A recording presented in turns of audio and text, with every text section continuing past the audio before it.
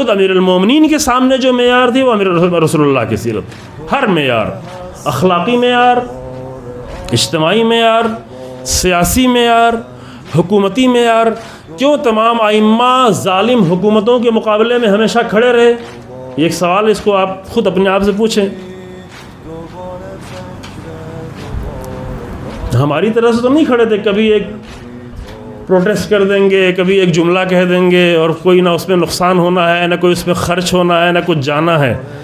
ائمہ جو ظلم کے مقابلے میں کھڑے ہوتے تھے تو اپنی زندگی کو لے کر کھڑے ہوتے تھے، اور زندگیاں ان کی، ہماری لاکھوں کروڑوں زندگیاں ایک ہو جائیں، ان کی ایک زندگی اس پر بھاری ہے. وہ اپنی عظیم زندگی کو لے کر کھڑے ہوتے. کیوں کھڑے ہوتے تھے؟ یہ جانتے ہوئے کہ مارے جائیں گے، یہ جانتے ہوئے کہ شہید کیے جائیں گے، اور شہید کیے گئے، سب شہید کیے گئے. لیکن کیوں کھڑے ہوتے تھے؟ یہ سوال کبھی کریں اچھے طریقے سے. ہم ایک جملہ کہہ کے گزر جائیں گے، تفصیل نہیں بیان کریں گے کہ کیوں ہر امام یہ جانتے ہوئے کہ ہم مارے جائیں گے، ہمارے گھر کے لوگوں کو مارے جائیں گے، ہمارے آس پاس کے لوگوں کو تکلیف اٹھانی پڑے گی. ہزاروں لوگ کبھی کبھی زندانوں میں ہوا کرتے تھے. حجاج ابن یوسف کے زندانوں میں ہزاروں لوگ ہوا کرتے تھے. 70,000 تک کا تعداد بیان کی گئی. حجاج ابن یوسف نے کوفہ اور اطراف کے لوگوں کو قتل کرایا، جس کی بنیاد پر اہل کوفہ اور سب نے وہاں پہ سے ہجرت کر دی، ایران کی طرف آ گئے. متوکل کے دور میں، دیگر ظالم بادشاہوں کے دور میں لاکھوں لوگ مارے جاتے تھے، زندانوں میں ہوتے تھے. خوب کس لیے ہوتے تھے؟ صرف اس لیے ہوتے تھے کہ ائمہ ہمیشہ ظالم حکومتوں کے مقابلے میں کھڑے تھے، اسی لیے ہوتے تھے. خوب یہ کھڑا ہونا کیوں ضروری تھا کہ اس کے لیے اتنی بڑی قربانی دی جائے؟ باقی سب لوگ بیٹھے تھے، باقی سب لوگ عبادت کر رہے تھے، نمازیں پڑھ رہے تھے، روزے رکھ رہے تھے. بادشاہ لوگ بھی خوش تھے، آتے تھے، ان کا احترام کرتے تھے، ان کو آ کر انعام دیا کرتے تھے، ان کو درباروں میں بڑے احترام سے بلایا کرتے تھے، ان کے گھروں تک جایا کرتے تھے، آ کر ان کی ضرورتوں کو پورا کرتے تھے. اچھے لوگ تھے، پاکیزہ لوگ تھے، لیکن ان کو بادشاہوں سے کوئی مشکل نہیں تھی، حاکموں کو کوئی مشکل نہیں تھی، ان کی زندگی میں بھی کوئی مشکل نہیں تھی. لیکن ائمہ مقابلہ کر رہے تھے، ائمہ حدیثیں بیان کرتے تھے، ائمہ درس دیتے تھے تو ظلم کے خلاف بولتے تھے. ائمہ ایسا درس دیتے تھے کہ ان کو شہید کر دیا جاتا تھا. کیوں تھا یہ ایک بنیادی سوال انسان کرے. یہ جو آج لوگ کہتے ہیں کہ ہمیں ایسا مولوی چاہیے اور ایسا عالم چاہیے، بہت سارے لوگوں کو ابو موسیٰ اشعری جیسا عالم چاہیے آج کہ جو کچھ نہ بول رہا ہو. بہت سارے لوگوں کو عبداللہ ابن عمر جیسا عالم چاہیے کہ جو کچھ نہ بول رہا ہو. بہت سارے لوگوں کو دیگر بہت سارے افراد جو ہیں ابو الحسن اشعری جیسا عالم چاہیے، جس کا حاکم بھی احترام کرتا تھا. آج دیکھیں حاکم کتنا احترام کر رہے ہیں.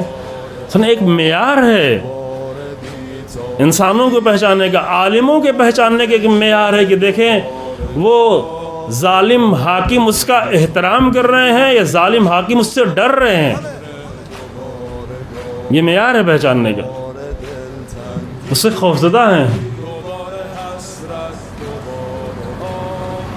آج امت مسلمان اٹھا کر دیکھیں،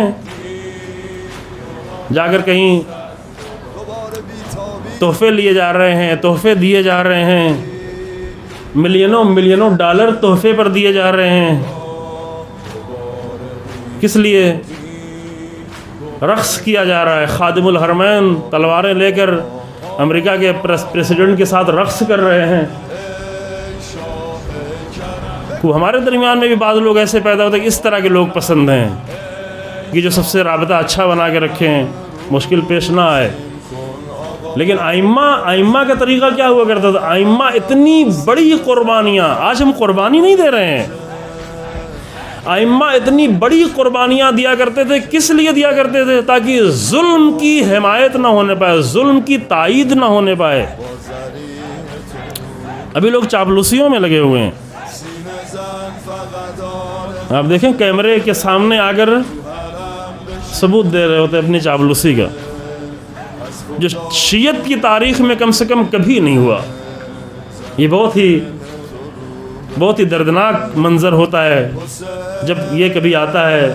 تصویریں آتی ہیں، بہرحال آپ سب دیکھتے ہیں، یعنی واقعاً بہت ہی گھناؤنا منظر ہوتا ہے. اس کے لیے کیا کہا جائے، کون سا لفظ استعمال کریں، میرے پاس لفظ نہیں. نہایت ہی گھناؤنا منظر ہوتا ہے کہ جا کر ایک حاکم کی چاپلوسی کرنے کے لیے کیمرے کے سامنے آ کر بدترین عمل انجام دیا ہے. ہر ایک کے سامنے سر ٹیکے جائے, ہر ایک کو پھول چڑھایا جائے, ہر ایک کو. اللہ اکبر. اگر اپنی ذاتی عزت اور شرافت کی لاج نہیں رکھنی ہے تو کم سے کم شیعت کی لاج تو رکھیں کہ شیعت نے تاریخ میں کبھی بھی یہ کام نہیں کیا ہے. شیعت نے قربانیاں دی ہیں, سر دیے ہیں, بچوں کے سر دیے ہیں, خاندانوں کے سر دیے ہیں.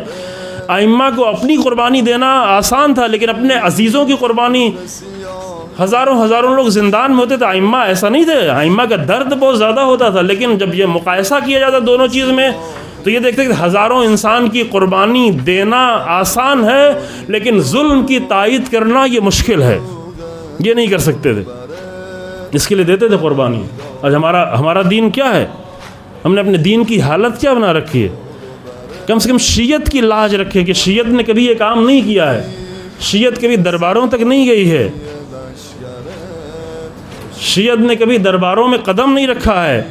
ہاں ایک دور آیا ہے, 2-3 دور ایسا جہاں شیعہ حاکم رہے تو وہاں علماء درباروں تک نہیں جاتے تھے, حاکم درباروں تک آتے تھے آ کر مشورہ لینے کے لیے, ہدایت لینے کے لیے.